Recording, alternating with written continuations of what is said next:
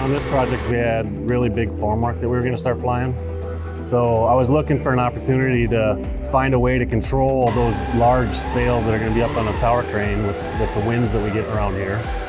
Earlier this spring, the wind was blowing quite a bit. When you're picking a 25 by 25 wall panel, that's a big sail.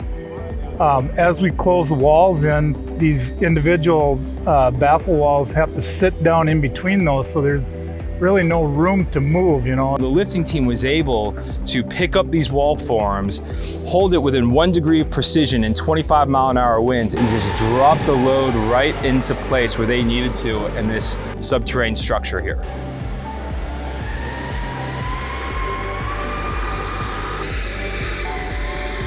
Well, first time ever using anything like this, 26 years being in the field, always fighting the crane, fighting wind, getting wind days. This thing being able to hook up to our taller walls and be able to control the rotation of the wall is extremely handy. It's only like 2 inches that we're sliding that needle through, so hands off while they're bringing it down till they get it up there and get the tag lines off. It's safe and efficient, you know. For instance, we had a situation where there was a pump around. Instead of having to go over the pump, I can go around the pump and they can spin the load around or make sure the load's not, even if it's just making sure that the load's not going to spin. No one's ever fought a tag line. They're like, walls come in perfect to them every single time, no matter what wind speed we're getting.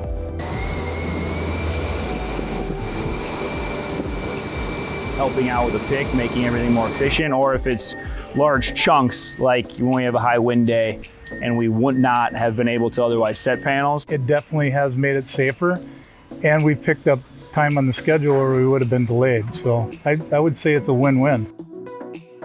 So historically, we do an hour per square foot measurement for our productivities.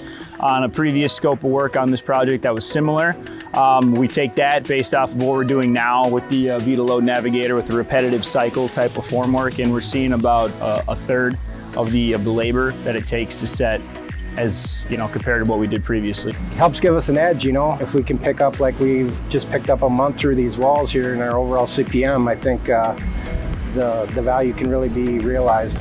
Projects of larger scale, anytime that you're flying any piece of equipment, especially that where orientation matters a lot and a highly repetitive cycle of work, it makes a lot of sense. It is time to revolutionize that aspect of load control, not just the Z-axis, lifting, horizontal movement, and pose. All the degrees of freedom for reliable, deterministic lifts every time. The mindset of our workers, not having to think about those windy days, the mental stress that comes with those days, flying these large panels, they can relax a little bit. And if we can relax our labor force, if we can make it easier for them, we win. We win on the safety side, we win on the productivity side, and we win on the stress that we put on our workers on a daily basis.